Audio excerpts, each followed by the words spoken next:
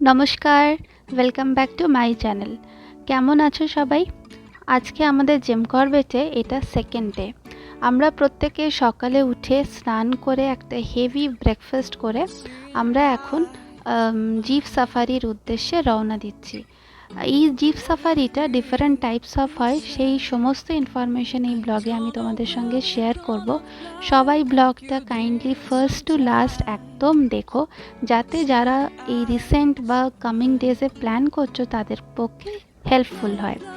তো আমাদের প্রত্যেকের একটা এক্সাইটমেন্ট আছে যে আমরা কিভাবে এই সাফারিটা করব, জিপ সাফারি। আর আমরা স্টার্ট করছি এই ঢেলা গেট থেকে। তো জিপ সাফারি করতে গেলে কিছু কিছু ইনফরমেশন তোমাদেরকে লাগবে। তার মধ্যে যেটা প্রথমেই বলি যে জিপ সাফারি তোমাদের এমনই হয় যেটা তোমরা বিভিন্ন গেট থেকে করতে পারো, কারণ এখানে মাল্টিপল জোনস আছে। তো জিপ তোমাকে তোমার কটেজ হোক বা ভিলা হোক বা রিসর্ট বা হোটেল যেখানেই তুমি থাকো না কেন তোমাকে পিক আপ করবে এবং তোমাকে ওখানে ড্রপও করবে সন্ধেবেলায়। এই যে হচ্ছে আমাদের গাইড দাদা, ইনি আমাদেরকে সমস্ত ইনফরমেশন দেবেন এবং দিচ্ছেন যে কোথায় কিভাবে আমরা টাইগার দেখতে পারি। তো আমাদের সঙ্গে থাকো এবং এবং জিম করবেটের এই ব্লগটা তোমরা আমাদের সঙ্গে উপভোগ করো। জিম করবেটের সাফারি 3 রকমের হয়। একটা হচ্ছে তোমার এলিফ্যান্ট সাফারি, একটা জিপ সাফারি, আর একটা হয় ক্যান্টাস সাফারি। তো তিনটের কিন্তু 3 রকমের চার্জেস হয়।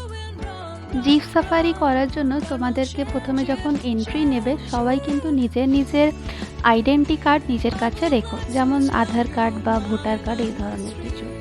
এবং জিপ সাফারির প্রাইস এবং ডিটেলসটা তোমাদেরকে একটু বলি জোনের সম্বন্ধে। 7,500 জিপ সাফারিতে লাগে, ঠিক আছে। তার মধ্যে ম্যাক্সিমাম 6% থাকে বড়, এবং চিলড্রেন তুমি 5 থেকে 12 বছরের মধ্যে ম্যাক্সিমাম 2টো বাচ্চা নিতে পারো। একটা জিপের মধ্যে তার মানে 6 জন, আর 2টো বাচ্চা কিন্তু অ্যালাউ। এটা কিন্তু ফরেনারের ক্ষেত্রে যখন হয় সেটা কিন্তু পার জিপ 16,000 টাকা পড়ে যায়। তো সেখানে এটা একটু ভ্যারি করে। এবং জোনসের কথা যদি বলি, তো এখানে জোনসের নামগুলো হচ্ছে বিজরানি, গর্জিয়া, ঝিরনা, ঢেলা, দুর্গা দেবী, ফাটো আর সীতাবনী। এই সমস্ত জোন দিয়েই তোমরা কিন্তু জিম করবেটের ভেতরে যেতে পারো এবং সমস্ত জোন দিয়েই তোমরা জিপ সাফারি করতে পারো। এবারে যে যেটা পছন্দ করে সে সেইভাবে কিন্তু চায়। আমরা কিন্তু এই ঢেলা জোন দিয়েই গেলাম। টাইমিংসও কিন্তু তোমার থাকে 2টো টাইম, একটা সকালের দিকে থাকে, একটা ইভিনিংয়ে থাকে। মানে মর্নিংটা সকাল 6টা থেকে 9টা পর্যন্ত, আর ইভিনিংয়ের টাইমটা হচ্ছে দুপুর 1:30 থেকে বিকেল 5টা পর্যন্ত। এই সাফারি টাইমটা কিন্তু ভ্যারি করে সিজন চেঞ্জের সঙ্গে, ঠিক আছে। তো সেই হিসেবে তোমরা কখন যাচ্ছ সেই মতন কিন্তু আধা 1 ঘন্টা আগে পিছে এই টাইমিংটা হয়। চারদিকের অপূর্ব জাস্ট এই ভিউটা দেখো, মানে মন প্রাণ জুড়িয়ে যাবে।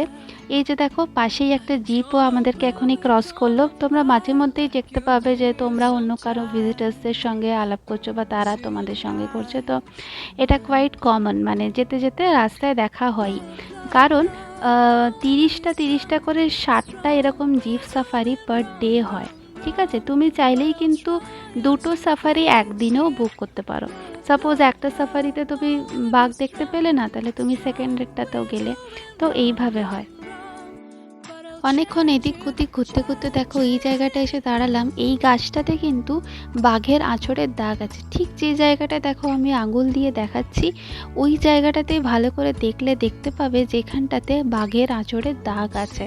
মানে দেখেই একটা গা শিরশিরানি ব্যাপার। জানি না হঠাৎ কোথা থেকে কোন দিক থেকে এসে অ্যাটাক না করে।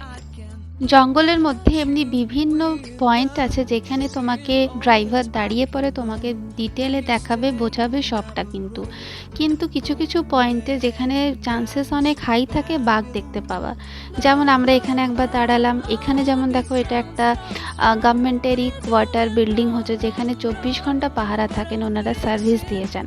তো এরকম বিভিন্ন জায়গা ঘুরে ওনারা আমাদেরকে দেখান।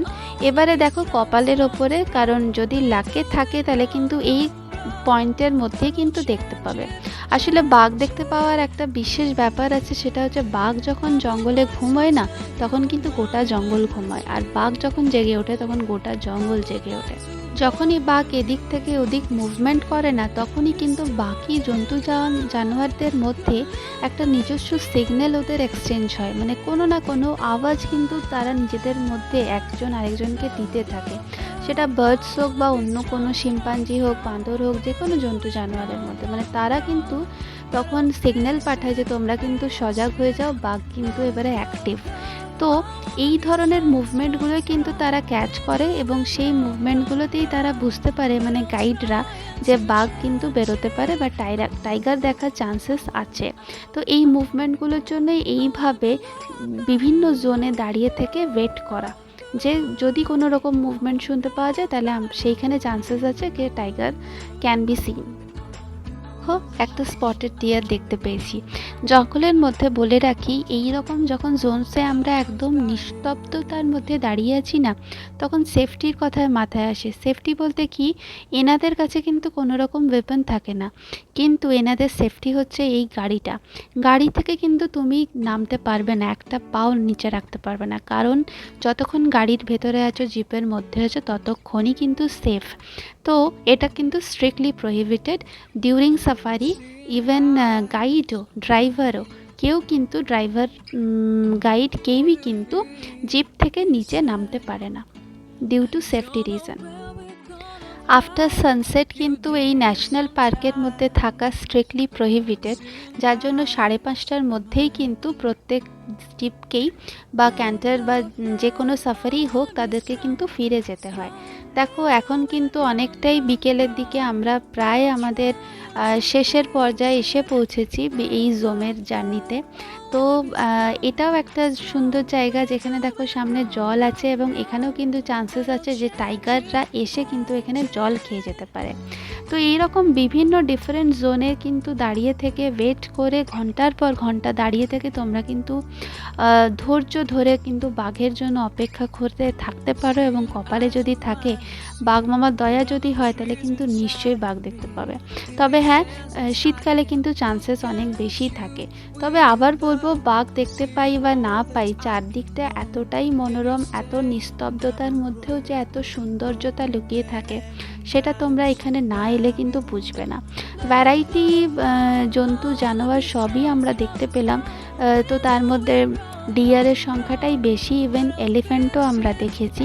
কিন্তু এলিফ্যান্টের মধ্যে বলে রাখি, ওই যে দেখো দূরে দাঁড়িয়েছে, এটা কিন্তু এক দঙ্গল হাতি। বাঘের থেকেও কিন্তু হাতির দল ভয়ানক হয় জঙ্গলে। তো কারণ বাঘরা অনেক সময় ম্যানিটাস, তো সব বাঘ হয় না, কিন্তু বুনো হাতির দল যদি একবার কোনোভাবে ফেঁসে যাও না, তাহলে কিন্তু ভীষণ ডেঞ্জারাস হয়। তো আমাদের সাফারির যাত্রাটা এবারে অলমোস্ট শেষের দিকে। হয়তো বাঘের দেখা এবারে পাবো না, এখনও আশা ছাড়ছি না, এখনও আমরা ঘুরে ঘুরেই স্পটগুলোতে দাঁড়াচ্ছি যদি দেখতে পাই, বাট তাও সংখ্যা অনেকটাই কম। আচ্ছা, যারা তোমরা মানে জঙ্গল প্রেমী, তাদেরকে বলবো তোমরা কিন্তু চেষ্টা করো এই ফরেস্ট জোনের ভেতরে থাকার। এখানেও কিন্তু থাকার ব্যবস্থা আছে বিভিন্ন রকম, কিন্তু রেস্ট হাউস এখানে আছে, কিন্তু এর জন্য তোমাদেরকে আলাদা করে গভর্নমেন্টের একটা পারমিশন লাগে। তো সেটার প্রসেসটা কিন্তু আলাদা, এবং সেটা 6 মাস আগের থেকে বুকিং করতে হয়। তো আমরা এতটা আগের থেকে প্ল্যান করিনি, তাই আমরা এবারে পেলাম না। নেক্সট টাইম নিশ্চয়ই চেষ্টা করব।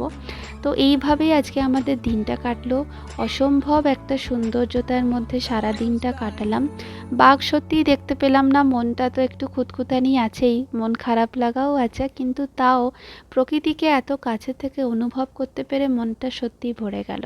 আজকের মতো তাহলে ব্লগটা এখানেই শেষ করছি। যারা তোমাদের আমার ব্লগ দেখো, তাদেরকে জানাই অসংখ্য ধন্যবাদ, এবং তোমরা নিশ্চয়ই কমেন্ট করো আর চ্যানেলটাকে সাবস্ক্রাইব করে দিও আর লাইক করো প্লিজ, নাহলে আমি বুঝতে পারবো না যে কারা কারা তোমরা আমার চ্যানেল দেখছো।